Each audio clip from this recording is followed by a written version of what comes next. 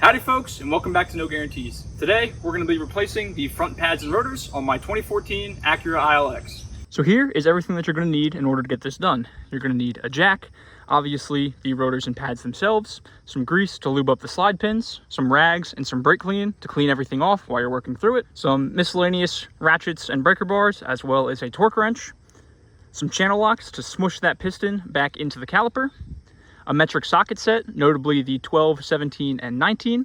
And if your car has wheel locks, you're going to need your wheel lock key as well. And then over here, I've got some optional stuff. So I don't like to leave things looking how they were when I got in there. So I've just got some high temp paint, a wire wheel on a drill, and some ear protection so I can paint up the calipers and caliper brackets before we put them back on. And then also a speaker to listen to some music and an impact in case you want to speed things up a little bit.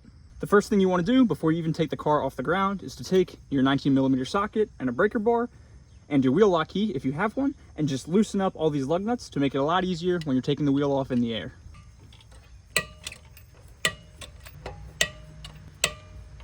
Now we can take our jack and slide it underneath and put it on the pinch weld, which is this thicker piece of metal right here. That's intentionally designed to be a strong point for your jack to be able to pick up the car without messing up any of your body work. Now that the wheel's off the ground, you can take your impact, your ratchet, whatever you have, and take off all 5 of the lug nuts.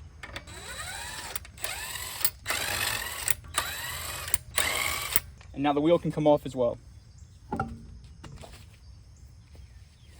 Now we can get a good look at everything we're dealing with today. I'm going to call out all the big parts that we're going to be looking at. Here is your caliper, this piece right here. That sits inside the caliper bracket, which is right here. You have on your top and the bottom, which we're going to take a better look at later, are these slide pins that sit inside the caliper and caliper bracket. Inside of the caliper, you have your brake pads, one on either side of the rotor. And you've got your rotor, this big dinner plate right here. So the first thing I like to do is to take off our rotor retaining screws, which are these 2 little guys right here. And note that if you're only in here to do your pads, you can just leave those in and leave the rotor in the car. Next up, take your 12mm, and we're going to be loosening the 2 bolts that hold the caliper into the caliper bracket. There's not quite enough room to film and do it at the same time, but it's this bolt right here, the one that goes into the slide pin, and there's another one matching it on the bottom. They're the 2 smaller 12mm bolts. If you're just doing the pads, you can remove the bottom bolt and loosen the top one, and you can flip the caliper out of the way. But since I'm doing the pads and the rotors, I'm just going to pull the caliper all the way off. And you don't want to let your caliper dangle. So I like to put it right up here. That way it stays out of the way and we're not putting any pressure on that brake line. You can see that just from age, my brake pads are already falling apart. Next up, you want to pull out the 2 springs that go in the brake pads. You just pinch them together with your hand and sneak them out. Depending on the kit that you buy, your new pads may or may not come with new springs. So definitely hold on to them. After that, we can pull out the pads. Here is a brand new pad versus the old one. You can see this groove in the top right here. That's your wear indicator. So if you look at the top one, you can tell that one's almost gone, whereas this one has plenty of life left. Another thing to note is 2 of your new front pads are going to have this clip right here. So this one with the clip on top is going to go on the inside of the rotor in here. Next up, you can break out the last of your 3 sockets, the 17mm. And there are 2 17mm bolts holding the caliper bracket into the front axle assembly. They're kind of hard to see in there, but there's one right here and one down there. It's these 2 larger bolts that hold this bracket onto everything else. I'm trying to avoid using the impact because I know not everyone has one. So if you run into a stuck bolt like this and the old hand hammer doesn't work, you can get an actual hammer and hit on the end of that ratchet to knock it loose.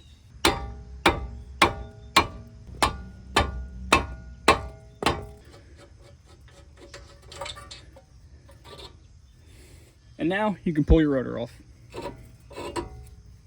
So we are almost completely disassembled. The last thing we have to do is dig into the caliper bracket because you want to make sure everything in your brake system moves freely. So the first thing are these slide pins.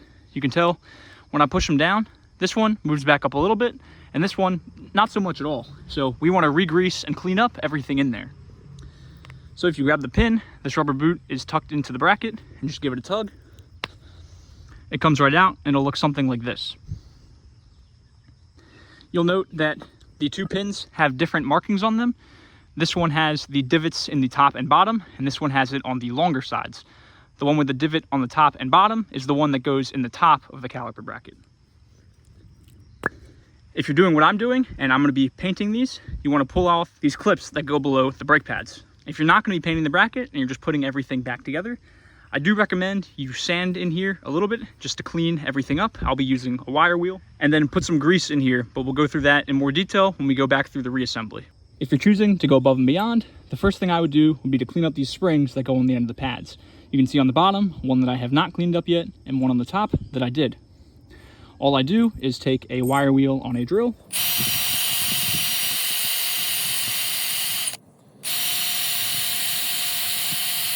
and I just clean up everything in there a little bit. The next thing to do is to clean up and re-grease these caliper slide pins. So you can start by pulling off this rubber boot, grab it all the way close up top to the base of the boot, and you can pull it off the slide pin. Do the same on the other one. Now I'm just going to take some brake clean and a rag and clean them off. You can take your new grease. I'm just using some red and tacky. They do make specific grease to be used with these brake components, but I've had good luck just using this. Take your slide pins and some grease.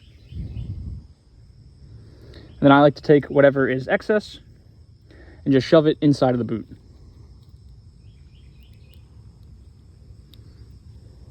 And then you can put your boot back on your slide pin and make sure everything moves freely, which it does.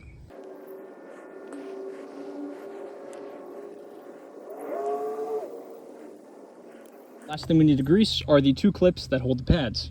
So just take a little bit of the grease, put it on the bottom surface and both the side surfaces, just like that. You don't really need to get any on the back or anywhere else, just there, there, and there.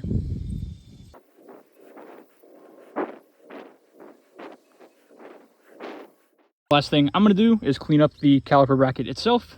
I'm just going to take the wire wheel, go over everything, and then spray it down with some of that high temp paint that I showed you guys earlier. I'm giving the caliper in here the same treatment. Before I paint it, we're going to use the channel locks to compress our piston back into our caliper. As those pads wear down, the default state of this piston is further out of the caliper than it is when the pads are all the way thick, which makes sense. But in order to fit our new pads, we have to push this back down into the caliper. So I take some channel locks, pinch on one side, pinch on the other side, and slowly bring this piston all the way down nice and even until it's flush with this edge of the caliper, and then you'll know it'll fit over your new pads.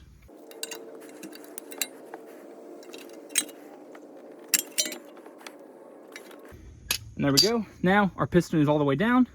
Just make sure when you're putting the piston on over the calipers, you don't catch this boot for the piston on anything when you're putting it back together. So I'm gonna go ahead and paint this and then wait for everything to dry. Then we can go ahead with reassembly. The last thing we have to do before we put everything back together is take the rotor out of the packaging and clean it. From the factory, and I'm not sure if you can see it in the video, kind of can right there, there's some shiny spots because there's a coating that they put on these rotors to keep them from rusting and shipping. So we're just going to take some brake clean on a rag and clean the braking surface on the inside and the outside of the rotor.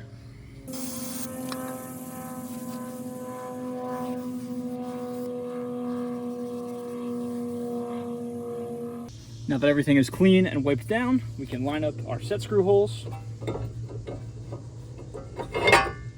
and our studs and get everything in place. First thing is to put in your two rotor set screws. Now we can assemble the caliper bracket. First thing is to take your clips that we have already greased up, and they just click right into place. Take your slide pins and pop them back in their homes. Once you get the slide pin in, push it down a couple times, and you can see how it springs back out like that. And it has a lot more motion than it did before. That's because we cleaned everything up inside of there. Bottom one, same thing. Moves a lot more than it did before.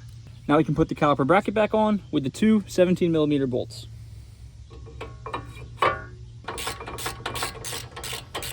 Now that the bracket's on there nice and tight, we can put the pads in. Next, I like to, without putting the pad springs back in, to bolt in the caliper so that we can just swing it up, put the springs in, and then swing it back down.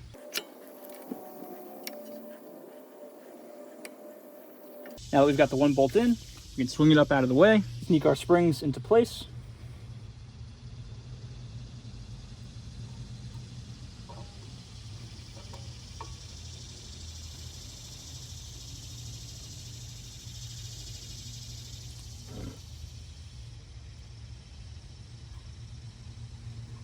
And then you can hold the pads with one hand and flip the caliper down with the other. Get in that last caliper bolt. There we go. The caliper bracket, new pads, pad springs, and rotor are now on.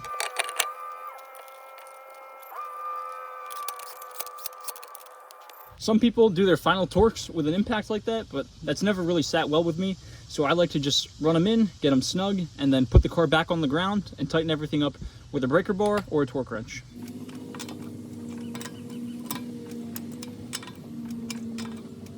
Well, that's it as far as getting everything on the car. If you take out the dry time for the paint, everything took me about an hour. And everything may be on the car, but that doesn't mean that you're done with the procedure of installing new rotors and new pads.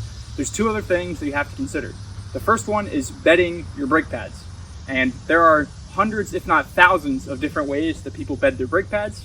I recommend you follow the instructions that come with your brake pads. Some people say go up to 35 miles an hour, brake gently down to 5 miles an hour, and do that 10 times. Other people say drive it gently for 300, 400, 500 miles, and then you're good. And some people say just do absolutely nothing. So that's really up to you guys. The second thing I would say definitely do, and that's after 100 miles or so, crawl back under here and retighten up your caliper brackets and your caliper bolts just to make sure nothing's moved around. And the same thing goes for your lug nuts. So that's going to be all for me today. Thank you all so much for watching, and I'll see you next time on No Guarantees.